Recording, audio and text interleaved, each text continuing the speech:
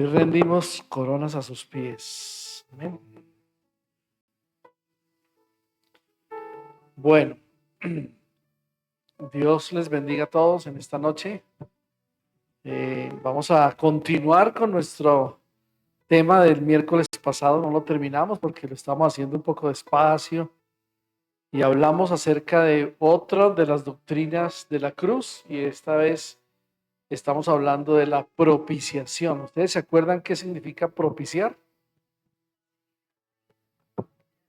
Pacificar la ira del ofendido. Y cuando Cristo murió en la cruz, ¿qué hizo? Absorbió toda la ira de Dios. Y por eso es que, resuelto ese problema, dice la Biblia que tenemos paz para con Dios. Si no, de otro modo no tendríamos paz nosotros con Dios. Él absorbió toda la ira. Vamos a hacer un pequeño repaso y luego nos quedaron faltando 2 puntos. Amén. También hablamos que uno de los puntos neurálgicos de la ira de Dios es esta propiciación, porque dice la palabra que literalmente se interpone Dios entre el pecador y Jesús, ¿no? O sea, Jesús está aquí, Dios está aquí y el pecador está aquí atrás. ¿Sí? Sobre él vino toda la culpa. Y eso me recuerda a Isaías. Yo estaba mirando cuando vi esto, es Isaías, cuando dice que él llevó todas nuestras enfermedades, todas las cargas, todo el pecado, todo eso era que nos correspondiera a nosotros morir por todo eso, pero no a Jesús. Pero él se interpuso, hizo propiciación por el pecado.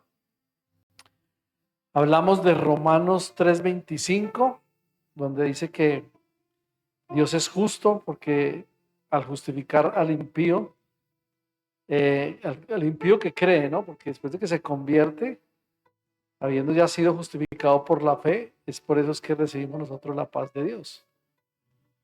Y dijimos también que la ira de Dios es una constante oposición contra toda injusticia y contra toda rebeldía, porque Dios lo que hace es castigar la maldad. Amén. Vimos un punto que fue la enseñanza bíblica sobre la propiciación, que es una maravillosa doctrina de la cruz. Y la Escritura está testificando de esa ira de Dios, tanto en el Antiguo Testamento, también como en el Nuevo, ¿se acuerdan? Y lo más importante de los dos es que ambos, el Antiguo como el Nuevo Testamento, proclaman la propiciación. Entonces, todas estas doctrinas los que nos llevan es a un solo objetivo, y es que es hacer, o ser mejor uno consciente como cristiano, como hijos de Dios, como iglesia, de todo lo que Jesús vino a hacer a este mundo, con esa misión que él tuvo de venir y morir por los pecadores y ser crucificado en la cruz. En esa crucifixión de la cruz es donde se hicieron todas esas doctrinas: justificación, redención, reconciliación, propiciación. Amén. Entonces, es súper importante que la persona entienda eso, o por lo menos uno le hace entender con cosas muy puntuales, muy claves, y la persona va a entender que, oiga, sí, Jesús hizo todo eso por mí. O sea que yo estoy, mejor dicho, si yo no me convierto, ¿a dónde voy? Bien, miramos eso Antiguo y Nuevo Testamento. Luego miramos también que esa propiciación fue ilustrada en las ceremonias y en los instrumentos del tabernáculo, ¿se acuerdan? Por ejemplo, la ley habla del propiciatorio, y eso lo vimos en Éxodo 25, 17 al 22. Esa lámina de oro que cubría el arca del pacto y que funcionaba como un símbolo purificador entre el santo Dios y el pueblo pecador. Entonces, ahí estaba esa tapa en el arca, en el lugar santísimo. ¿Se acuerdan? Ahí estaba.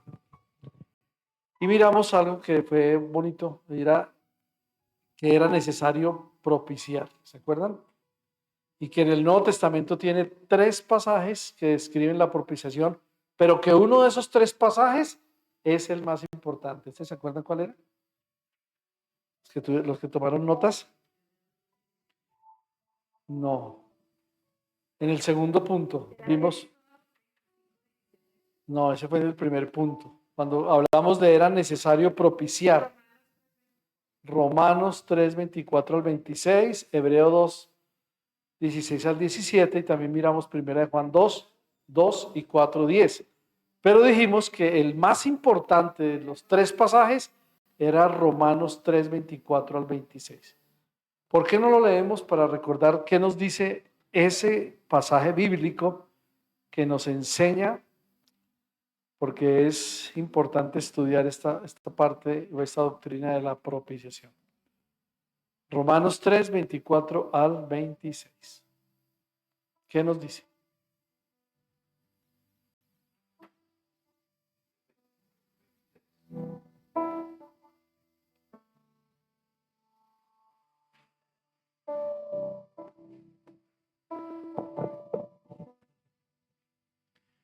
Del 24 al 26. Romanos 3. Pero por su gracia son justificados gratuitamente, mediante la redención que Cristo Jesús efectuó. Dios lo ofreció como un sacrificio de expiación que se recibe por la fe en su sangre, para así demostrar su justicia. Anteriormente, en su paciencia, Dios había pasado por alto los pecados, pero en el tiempo presente ha ofrecido a Jesucristo para manifestar su justicia. De este modo Dios es justo y a la vez el que justifica a los que tienen fe en Jesús. Ahí hablamos de una justificación, ¿se acuerdan? Y Pablo lo que había dedicado toda esa pesada artillería para demostrar que la ira de Dios y el juicio venían contra el pecador, como dicen, con todo, ¿no? Por haber pecado. O sea que los pecadores no tenían ninguna salvación, ¿sí? Y ahí es donde nosotros debemos pensar que si Dios no hubiera mandado a Jesús, ¿sí?, a hacer propiciación, a hacer expiación, a hacer justificación, a hacer redención, todas las doctrinas, el pecador, ¿dónde estaría? ¿A dónde iría el pecador? ¿Cómo moriría el pecador? ¿Sí me entienden? Sin ninguna justificación, sin ninguna redención, sin ninguna propiciación, nada, sin ninguna reconciliación. Entonces, ¿a dónde iría ese pecador si no se interpone Jesús y dice, yo voy a morir por ustedes? ¿Sí? O sea, yo vine y morí por ustedes. ¿Sí? Eso fue lo que Jesús hizo. Y ahí está muy claro en esos versos, por eso ese pasaje es muy importante, porque el texto lo que está diciendo es que la redención que es en Cristo Jesús, a quien Él lo exhibió públicamente como propiciación por su sangre a través de la fe, como demostración de su justicia, porque en su tolerancia Dios pasó por alto los pecados cometidos anteriormente para demostrar en este tiempo su justicia, a fin de que Él sea justo y sea el que justifica al que tiene fe en Jesús. Entonces, uno podría decir, la gente afuera ya que se muera porque ya no tiene salvación. No, sí tienen salvación, lo que pasa es que no lo saben. La gente está ahí, exacto, porque nosotros tenemos que ir y decírselo, oiga, usted está en pecado, ¿sí? Y ya sabemos cómo decírselo, ¿no? También hemos estudiado eso, aprendimos mucho aquí para ir cómo hacerlo paso a paso y diciéndole, mire, es que hay que reconocer que todos somos pecadores y que estamos, ¿qué? Exactamente, que si no aceptamos a Jesús como el que vino a propiciar en medio de Dios y nosotros, estaríamos muertos, como dice la palabra en Efesios, en delitos y pecados. Eso era lo que éramos antes. Ahora, gracias a Dios, dice, su justicia fue hecha a través de la propiciación por su sangre, y ese que es justificado es esa persona que se convierte, es esa persona que tiene fe en Jesús. Pero Jesús, el Hijo de Dios, el verdadero, ¿no? Porque mucha gente pone la fe en muchas cosas.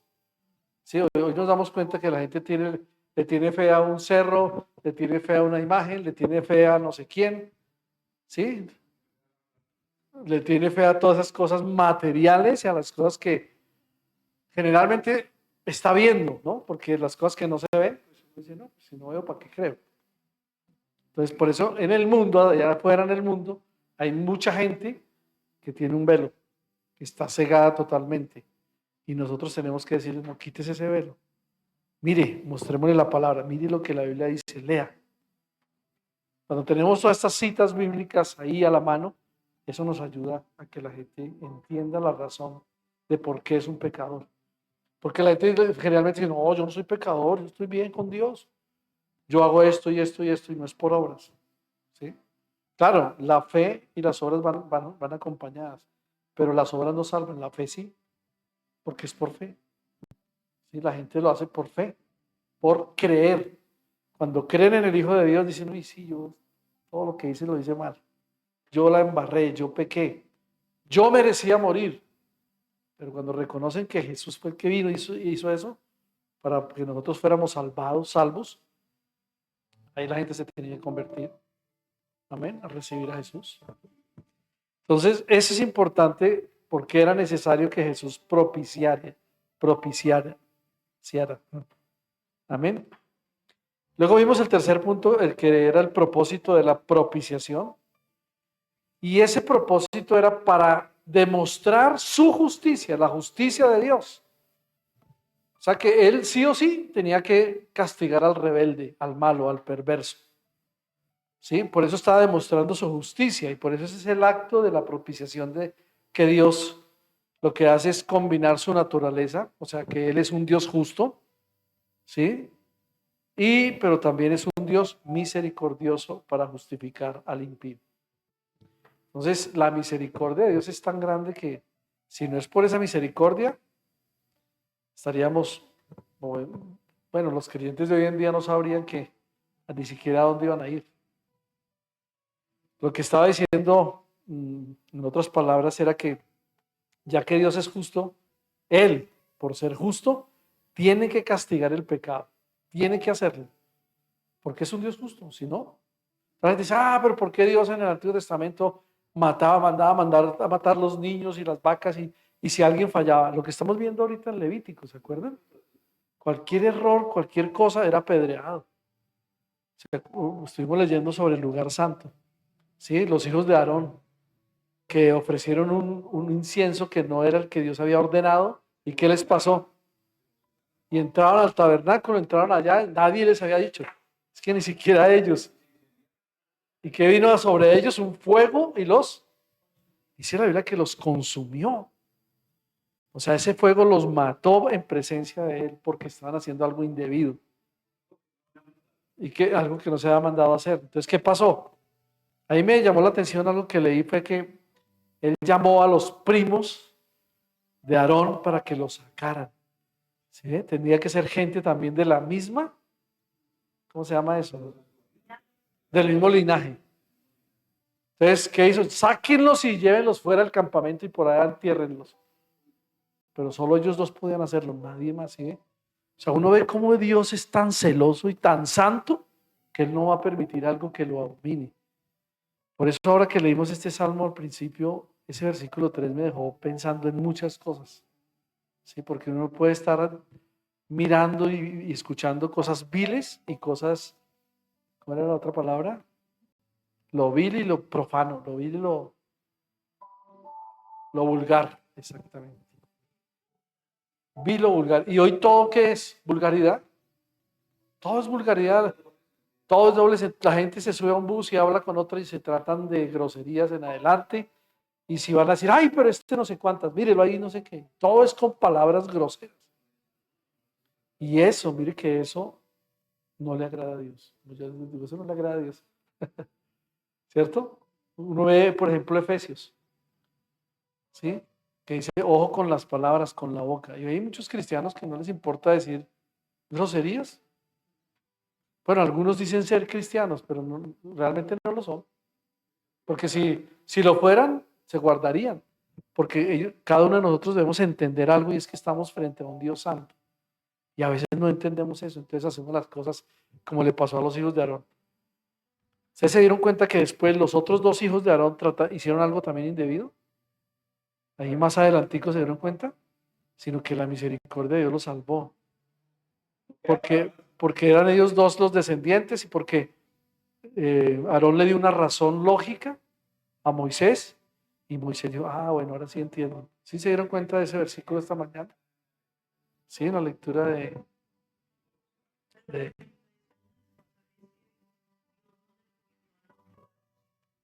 Ah, bueno, esa es otra cosa que le dijo, si ustedes lo hacen, si ustedes lloran, dejen que los demás lo hagan, pero ustedes dos no, porque ustedes son sacerdotes y tienen que dar un ejemplo, porque si lo hacen, o sea que ellos no tuvieron ni el duelo, imagínense el dolor por dentro.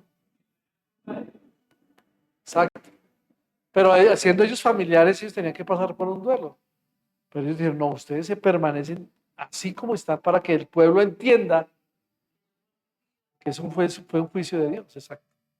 Entonces yo cuando veo todo eso digo yo, nosotros estamos viviendo en una época donde todo es liviano, todo es trivial, todo el mundo hace lo que quiere, dice lo que quiere, habla lo que quiere y muchos cristianos se contaminan de palabras, de cosas que otros dicen. Por eso hay que tener oídos sordos. Lo que está haciendo el salmista es diciendo, yo tengo que comportarme de una manera diferente.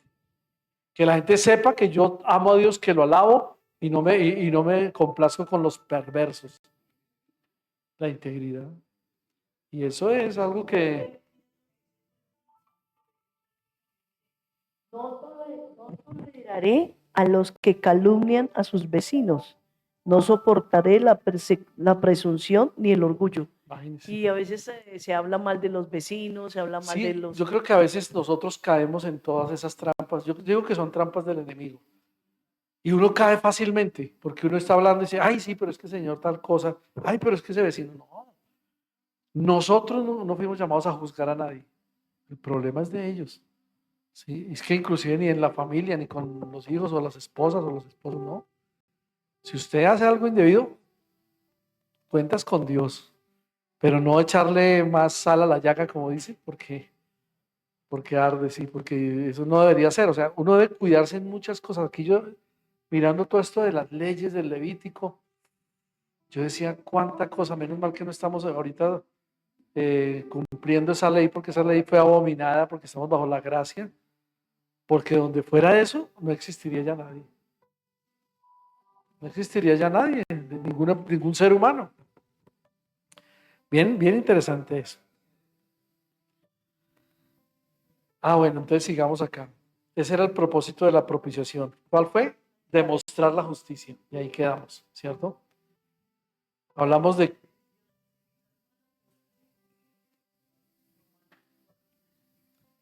Amén. Y logra su intención, dice de que Él sea justo y sea Él el que justifica al que tiene fe en Jesús, que fue Romanos 3:26, la última parte que decía, su justicia a fin de que Él sea justo y sea el que justifica al que tiene fe en Jesús. Eso era lo que estaba diciendo. Entonces Dios siempre ha tenido propósitos para con nosotros los hijos de Dios. Lo que nosotros tenemos es que entender claramente qué es, cuáles son las razones y cómo nosotros debemos escuchar lo que Dios dice, acatar lo que Dios dice y tratar de vivirlo mejor. Yo digo que si nosotros no nos preocupamos por trabajar y por esas áreas de nuestra vida donde fallamos, donde pensamos tantas cosas, donde creemos tantas cosas y empezamos a decirle, pues se nos va a pasar el tiempo y el tiempo está muy cerca. Yo digo que no sé cuántos años faltan, no me atrevo a decir ninguna fecha ni nada, pero estamos muy cerca de, en cualquier momento Jesús nos arrebata o algo va a suceder en este mundo porque todas las cosas que uno ve apuntan a esa una sola cosa. Esto se acaba. Amén. Bien, vamos a ver los últimos dos puntos entonces, y el cuarto era la razón de la propiciación pública. La razón de la propiciación pública. ¿Cuál fue esa razón? Y dice que fue por causa de haber pasado por alto los pecados pasados. Entonces, se pasaron por alto los pecados pasados, por eso se tuvo que hacer esa propiciación de Jesús ante todo el mundo, que todo el mundo lo viera. Incluso cuando él estaba en la cruz muriendo, se dieron cuenta que pasaban los otros al frente. Bájese de ahí mismo. Si usted dice que es Jesús, bájese de esa cruz. Si usted dice que es el Hijo de Dios, bájese. No hizo tantos milagros acá. Haga un milagro por usted. En otras palabras le están diciendo eso. Entonces, por eso fue. Pero la pregunta aquí es, ¿qué necesidad había de que Dios manifestara su justicia de esa forma o de esa manera? ¿Qué necesidad? ¿Qué necesidad había de hacer una exhibición pública? Y más al Hijo de Dios. Entonces uno diría, uy, pero el Padre Dios es muy cruel.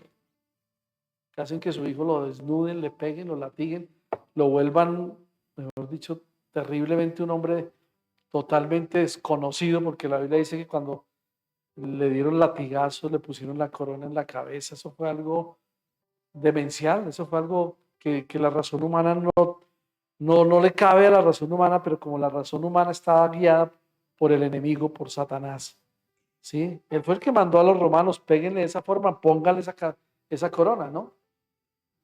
Y totalmente desfigurado. Esa es una exhibición pública que los seguidores de Jesús, yo creo que lloraban la mamá de Jesús todo el tiempo, los otros no aguantaron y se fueron, se escondieron. El único que quedó al pie de la cruz, ¿quién fue? Juan, ¿no? Y su mamá María.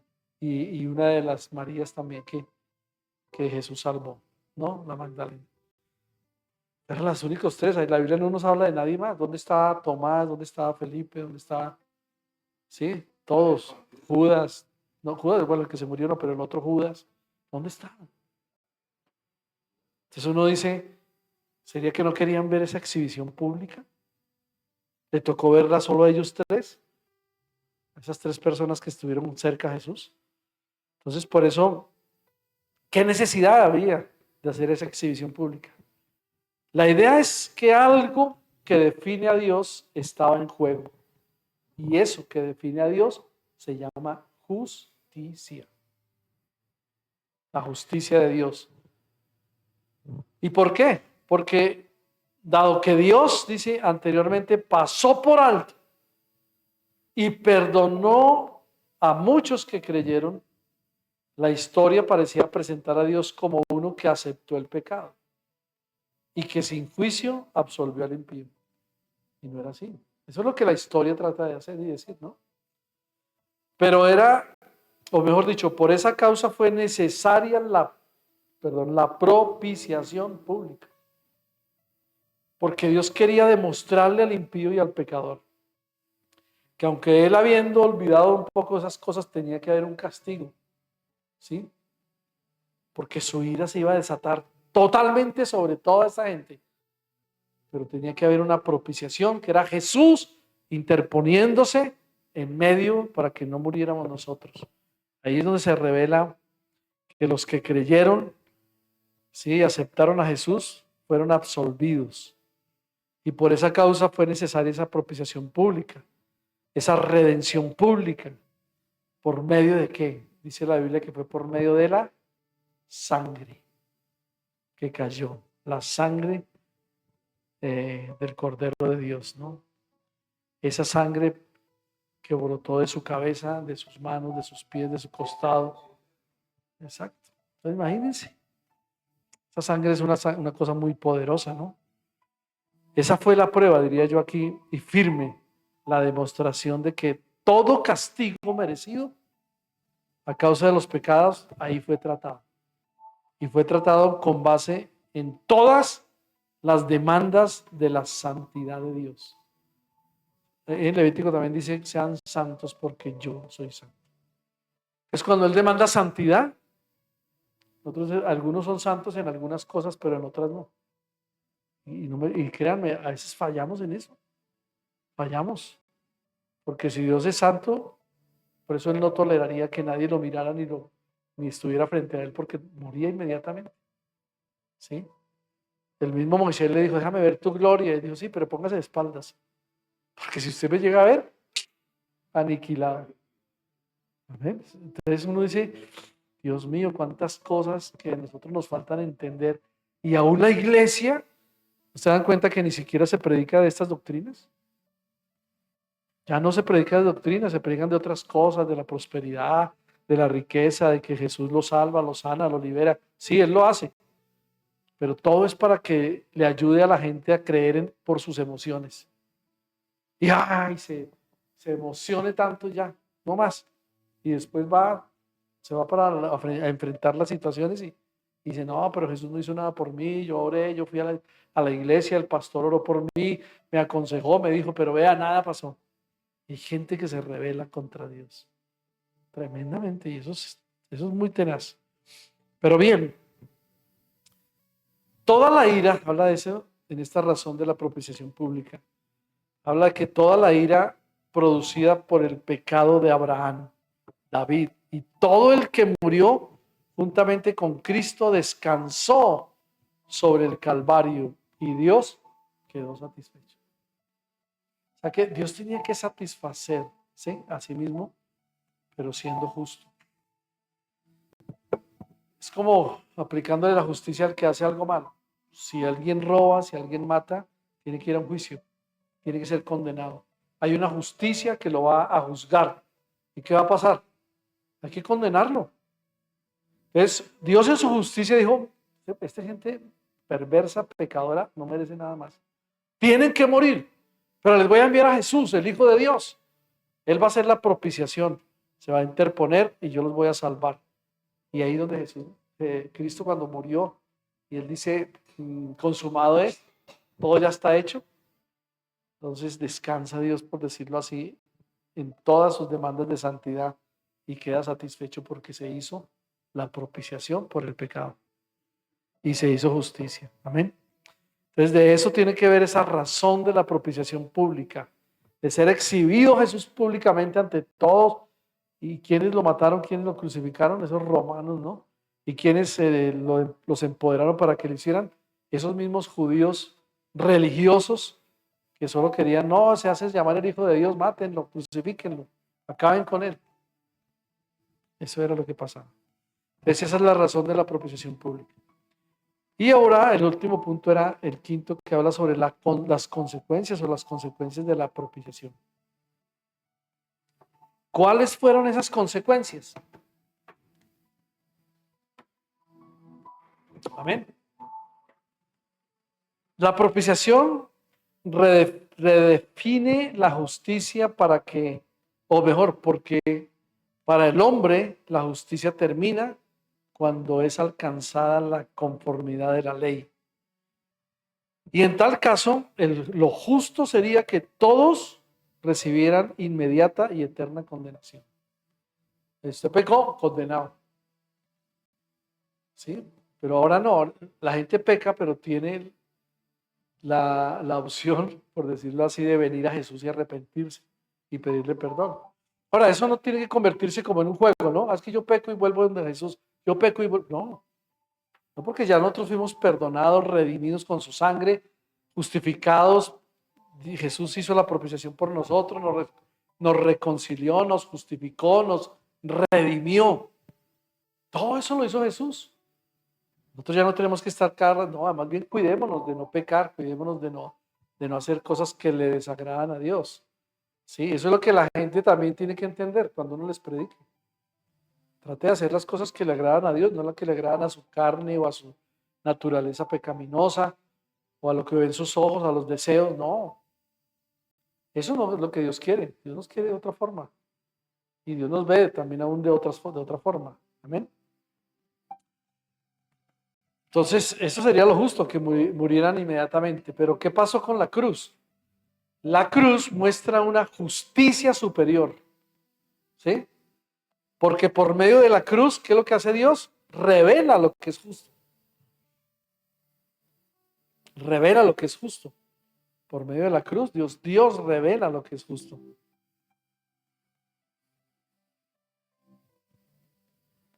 Y es que Él sea libre para condenar o para salvar gratuitamente al pecador, sin cobrarle, gratuitamente al pecador. Entonces, vamos a mirar aquí Romanos 3, 1 al 8. Si alguien lo tiene en la Reina Valera, me gustaría que lo leyeran en la Reina Valera. Romanos 3, 1 al 8.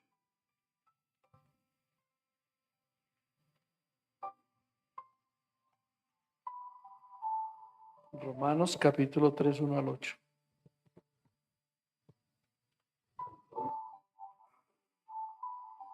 Si lo tienen en la Reina Valera, sería bueno escucharlo ahí. Después miramos otra versión, pero esa es.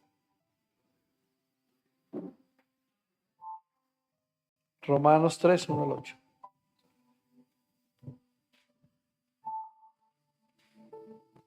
Romanos 3, del 1 al 8. ¿Qué ventaja tiene, pues, el judío? ¿De qué aprovecha la circuncisión? De mucho, en todos los aspectos. Primero, ciertamente porque les ha sido confiada la palabra de Dios. Que, pues, si alguno de ellos ha sido incrédulo, su incredulidad habrá hecho nula la fidelidad de Dios. De ninguna manera. Antes bien, sea Dios veraz y todo hombre mentiroso, como está escrito, para que seas justificado en tus palabras y venzas cuando seas juzgado. Si nuestra justicia hace resaltar la justicia de Dios, ¿qué diremos? ¿Será injusto Dios al dar el castigo? Hablo como hombre. De ninguna manera, de otro modo, ¿cómo juzgará Dios al mundo? Pero si por mi mentira la verdad de Dios abundó para su gloria, ¿por qué aún soy juzgado como pecador? ¿Y por qué no decir cómo se nos calumnia? ¿Y cómo algunos cuya condenación es justa afirman que nosotros decimos, hagamos males para que vengan bienes? ¿Sí, sí, sí? Sí, amén. Hasta el 8, ¿no? Sí, señor. Mire, miremoslo ahora en la nueva traducción viviente, que también habla más explícitamente lo que está hablando de que Dios siempre permanece fiel. Aquí está muy claro, escuchen bien esta versión y verán. 3 del 1 al 8. Entonces, ¿cuál es la verdadera, No, cuál es la la ventaja. ventaja de ser judío? ¿Tiene algún valor la ceremonia de la circuncisión? Claro que sí, tiene muchos beneficios. En primer lugar, a los judíos se les confió toda la revelación de Dios. Es cierto, algunos de ellos fueron infieles, pero ¿acaso eso significa que porque ellos fueron infieles, Dios también será infiel? Por supuesto que no. Aun cuando todos los demás sean mentirosos, Dios es veraz, como dicen las Escrituras acerca de Él. Quedará demostrado que tienes razón en lo que dices y ganarás tu caso en los tribunales.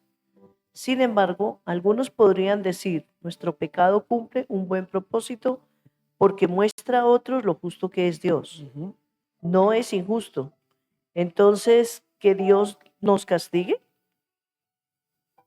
Claro, pues Este no es más que un punto de vista humano. De ninguna manera. Si Dios no fuera completamente justo, ¿cómo tendría autoridad para juzgar al mundo? Sin embargo, alguien podría seguir argumentando. ¿Por qué Dios me juzga como pecador si mi mentira realza su veracidad y le da más gloria a Él? Algunos incluso nos difaman asegurando que nosotros decimos, cuanto más pecamos, mejor. Los que dicen tales cosas merecen ser condenados. Queriendo justificar las cosas con mentiras, con sí, exacto. Pero está muy claro, dice, ¿no es injusto entonces que Dios nos castigue? Esto no es más que un punto de vista humano, de ninguna manera. Si Dios no fuera completamente justo, ¿cómo tendría autoridad para juzgar al mundo? No tendría ninguna autoridad si no fuera completamente justo. Por eso está juzgando al pecador. Por eso sabemos que esta es su suprema meta. ¿Cuál? Porque fue lograda al mayor costo posible. La vida de su único hijo, Jesús. Eso fue el costo que tuvo que pagar. ¿Había alguien más que pudiera haberlo hecho? Nadie. Solo el Hijo de Dios. Haber soportado tanto para que fuéramos nosotros perdonados. Por eso los hechos de la propiciación lo que muestran es que la salvación de los pecadores es totalmente de Dios. Es teocéntrica, por decirlo así. ¿Ven? Muestra la salvación de los pecadores. Esa propiciación muestra lo que Dios es. Ahora, sin Dios, sin Dios tener más juez que el amor por su propia gloria, dice que derramó sobre la cruz todo o toda la merecida ira divina hasta una completa satisfacción. Toda la ira, o sea que Dios quedó satisfecho porque dijo, uy, es que yo estaba, mejor dicho, sí, yo estaba ya y toda esa ira quedó. Jesús vino y murió, su único hijo, y ahí quedó resuelto todo. Sí, su propia gloria se derramó sobre la cruz. Dios es el juez único, lleno de amor, porque su propia gloria se derramó en esa cruz del Calvario. Ahí estaba la merecida ira hasta que Dios quedó satisfecho. Amén. Como resultado de todo esto, entonces nosotros somos ¿qué? Beneficiados.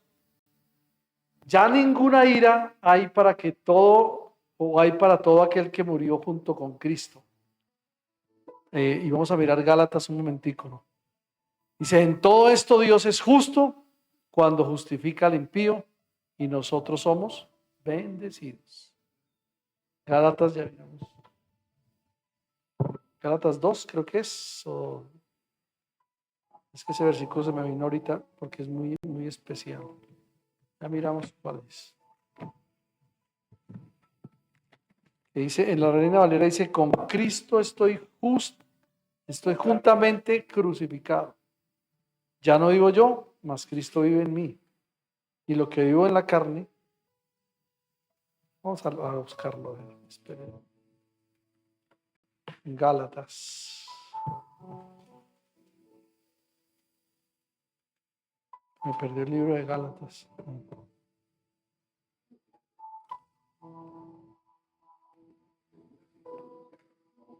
Sí, es Gálatas 2 o 3, creo que es 3. Es Gálatas 2, versículo 20. Uh-huh.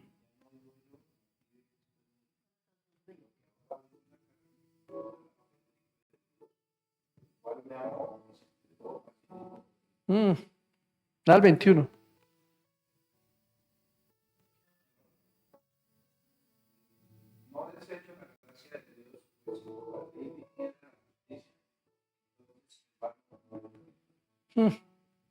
¿Sí ven?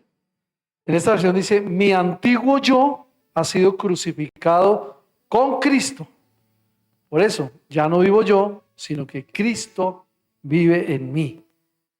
Así que vivo en este cuerpo terrenal confiando en el Hijo de Dios, quien me amó y se entregó, o sea, hizo una propiciación por mí. Se entregó a sí mismo por mí.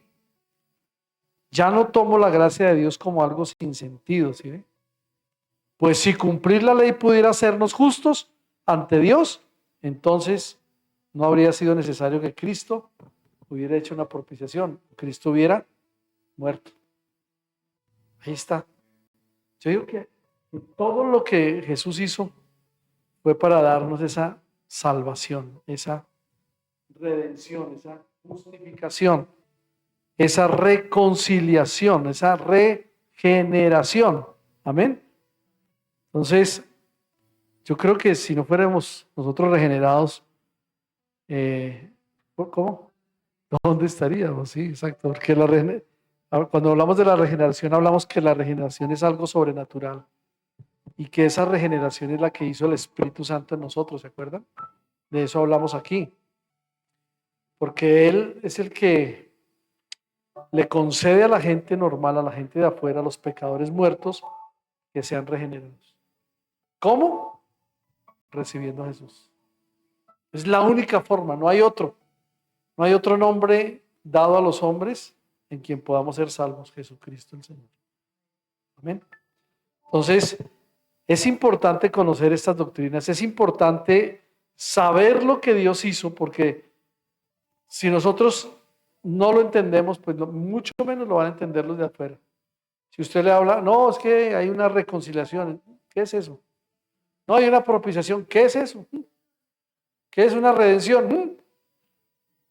Pero si nosotros le explicamos con palabras sencillas como están en la Biblia, es más, con versículos que le hablan sobre eso, se los ponemos a leer a la gente. Mire, lea lo que dice acá. No, no entiendo. Bueno, léalo otra vez. No, no entiendo. Venga, yo se lo explico. Hasta que la persona lo entiende. La oración hace que la gente entienda. El Espíritu Santo se revela.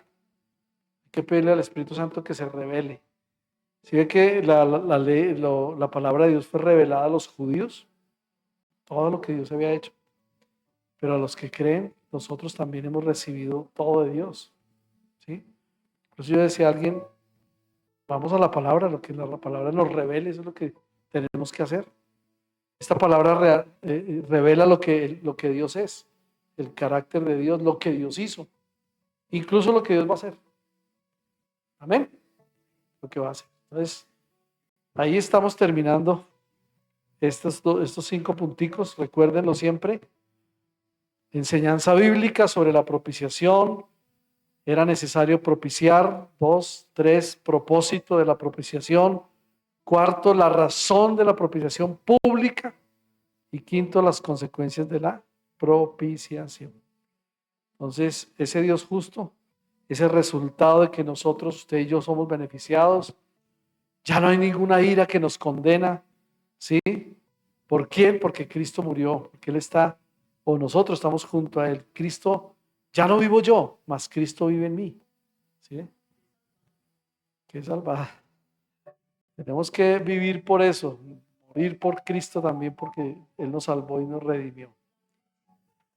Gálatas 2, 20 y 21. Amén. Bueno, iglesia, hasta aquí está este punto. O sea que vamos a orar y darle gracias a Dios. Y ya vendremos con otra doctrina para la próxima sesión de estudio del bíblico del miércoles próximo. Vamos a dar gracias y vamos a decirle, Señor, de verdad, haznos entender que todo lo que tú hiciste, lo que haces es verdaderamente justo, es verdaderamente santo, y que no hagamos cosas que le desagradan a Dios, y que no hagamos lo que queramos, porque es que a veces nosotros queremos hacer lo que queramos, y Dios nunca había mandado que hiciéramos eso. Yo les digo, no, es que yo no lo mandé a usted, a Aarón, ni a sus hijos a hacer eso. Hagan lo que yo les estoy diciendo, simplemente. ¿Qué hizo Aarón y después sus hijos? Todo lo que hicieron fue lo que Dios dice, que ellos obedecieron a todo lo que Dios dice. Ay, sí. Claro. Y además que todo lo que causó fue ese temor también en el pueblo de ver un Dios santo o de escuchar a un Dios santo. ¿Qué hicieron? Se tiraron de rodillas, que Dios era el que había actuado con eso que había pasado con los hijos de Aarón. Bueno, tenemos un Dios santo, iglesia, un Dios justo.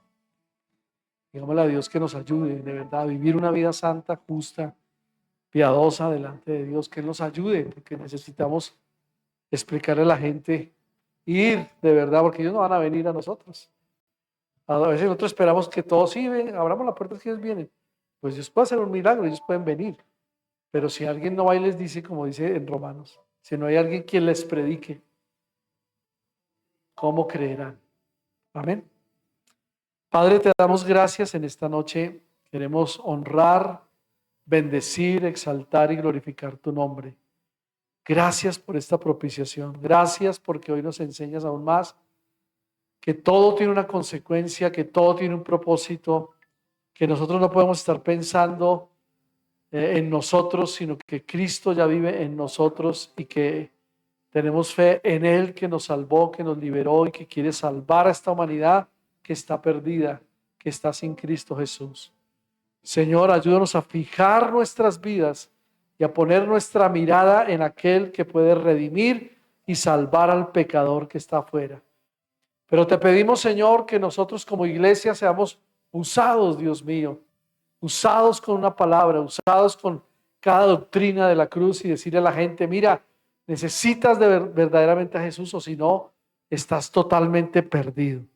Y Jesús nos mandó a los perdidos a que les predicáramos su palabra, el evangelio, las buenas noticias de salvación. Señor, ayúdanos, te lo pedimos en esta noche. Ayúdanos porque el tiempo pasa muy rápido, Señor. Pasa muy pronto, los años vuelan, Señor, y tú estás a las puertas de venir por esta humanidad, Señor, de venir por los que han de ser salvos. Ayúdanos a confiar en ti, Señor, porque todo el que persevere hasta el fin, dice tu palabra, ese será salvo, no hay otro. Los que perseveramos en la doctrina de la cruz, en las doctrinas, los que perseveramos en la fe, en el Hijo de Dios. Señor, gracias, una vez más, gracias por salvarnos, gracias por perdonarnos, gracias por no condenarnos a una muerte eterna, Señor. Muchas gracias te damos en el nombre precioso de Jesús. Gracias, Señor. Amén y amén.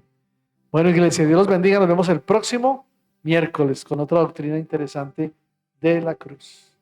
Amén. Y el viernes nos vemos en oración, ¿verdad? En la mañana y en la noche. Así que Dios los bendiga a todos. Amén.